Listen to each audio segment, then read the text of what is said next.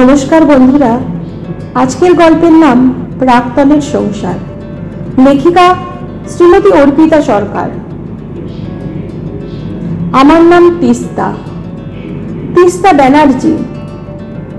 না, তিস্তা নদীর মতো খরস্রোতা নই আমি, নিজের ইচ্ছার মালিকও নই। আমার নাম তিস্তা না হয়ে দিঘি হলে ভালো হতো, তাহলে দামাল স্বাধীন চেতা তিস্তার অপমান হতো না। ওই দেখুন, নিজের নাম নিয়েই ভর্তি করে ফেললাম কয়েকটা লাইন। আজ ডায়েরিটা লিখতে বসেছি একটা বিশেষ কারণে। এই ডায়েরি লেখার অভ্যেস আমার সেই স্কুল থেকেই। আমার মায়ের সেরিব্রাল অ্যাটাক এসেছিল গতকাল রাতে। খবর পেয়ে তাড়াতাড়ি পৌঁছেছিলাম নার্সিংহোমে। গিয়ে দেখেছিলাম আমার বাবা অসহায়ের মধ্যে দাঁড়িয়ে আছে। রিসেপশনে সব কথা বলছে অব্যয়দা। এই সেই অব্যয়দা, যাকে দেখলেই আমার বুকের ভেতরে রক্ত ছলকে উঠত। ভোর রাতে স্বপ্ন দেখতাম অব্যয়দার সাইকেলে চেপে আমি ঘুরতে গেছি অজয়ের ধারে। অব্যয়দা আলতো করে হাতটা ধরেছে আমার। এমন স্বপ্ন আমি যে কতবার দেখেছি তার ইয়ত্তা নেই। অব্যয়দা ইংলিশের টিউশন করাতো, নিজে মাস্টার্স করতো তখন। আমিও 11-12 পড়েছি ওই টিউশনে, আর তখন থেকে অব্যয়দাকে আমি খুব ভালোবাসতাম। অব্যয়দা সেটা বুঝতে পেরে একদিন বলেছিল, তিস্তা, তুই আমায় ভালোবাসিস? আমি ঘাড় নেড়ে বলেছিলাম, হ্যাঁ। অব্যয়দা বলেছিল, আমার বাড়ির অবস্থা ভালো নয়, তোরা বড় লোক, তোর মা বিয়ে দেবে না, ভালো করে পড়াশোনা কর, আমায় ভালোবেসে অকারণ সময় নষ্ট করিস না। গ্র্যাজুয়েশনের পরে আমার মা পাত্র খুঁজতে লাগলো। বাবা বলেছিল আর একটু পড়ুক না হয়। মা রাজি হয়নি। তখন অব্যয়দা পিএইচডি করছিল, সঙ্গে টিউশনি।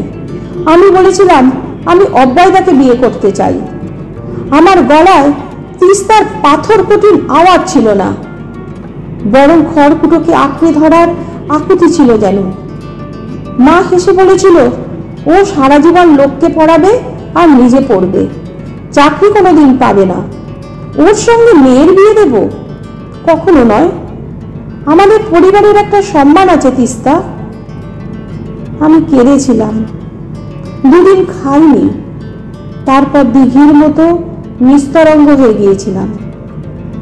মা রাস্তায় অব্যয়দাকে অপমান করতেও ছাড়েনি। অব্যয়দা শুধু বলেছিল, কাকিমা, আমি তিস্তাকে বোঝাবো। রেলের বড় ইঞ্জিনিয়ারের সঙ্গে বিয়ে হয়ে গেল আমার। আমার বাবা প্রচুর খরচ করলো বিয়েতে।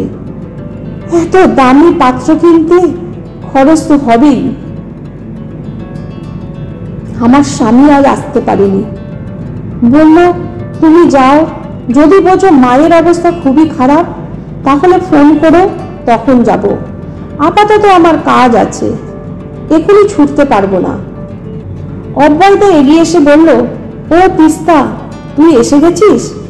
কাকিমা এখন আউট অফ ডেঞ্জার, ক্রাইসিসটা মিটে গেছে।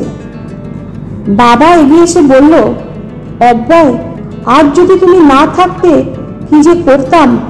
আমি কাকে বলবো বুঝতে না পেরেই তোমায় ফোনটা করেছিলাম। জানিস তিস্তা, অব্যয় অ্যাম্বুলেন্সের জন্য ওয়েট করেনি, নিজের গাড়িতে করে নিজে ড্রাইভ করে নিয়ে এসেছে তোর মাকে। আমি হালকা স্বরে জিজ্ঞেস করলাম, এখন কি করো অব্যয়দা? আজকেও আমার গলাটা কেঁপে গেল সেই ক্লাস 11-এর মতো। অব্যয়দা বলল, এখন কলেজে পড়াই, সঙ্গে আমার টিউশন তো আছেই। বিয়ে করবে না অব্যয়দা? অব্যয়দা বলল, করেছি তো, তুই জানিস না? আমার বাবা বলল, এক লগ্নভ্রষ্ট মেয়েকে উদ্ধার করেছে অব্যয়। তার বাবা পণ দিতে পারছিল না বলে বিয়েটা ভেঙে যাচ্ছিল, তাকেই বিয়ে করেছে ও। অব্যয়দা বলল, না রে, কাউকে উদ্ধার করিনি, বরং ঈশানী আমার মতো ছন্ন ছাড়া লোকের সংসারের হাল ধরে আমায় উদ্ধার করেছে। বড় গোছানো মেয়ে ঈশানী, পণ দিচ্ছিল বলে ওই বিয়ের আসর থেকে উঠে গিয়েছিল। ঈশানীর এই প্রতিবাদী স্বভাবটা আমায় আকর্ষণ করেছিল।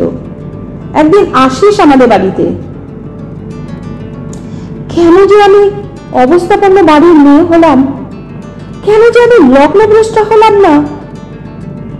অভয়দা কি আমায় বুঝিয়ে দিয়ে গেল ভালোবাসলে তার মেরুদণ্ড থাকা জরুরি? আমিও তো সুখী, তাহলে অভয়দার মুখে ঈশানীর প্রশংসা শুনে চোখ দুটো জ্বালা কেন করে উঠল? আমার এই ডায়েরিটা পড়েছিল বাপের বাড়িতেই, আজ বহুদিন পরে লিখতে বসেছি। আমার স্বামী ফোন করেছিল, আউট অফ ডেঞ্জার শুনে স্বস্তির নিঃশ্বাস ফেলল। বলল, যাক, এখন ছুটতে হবে না তাহলে।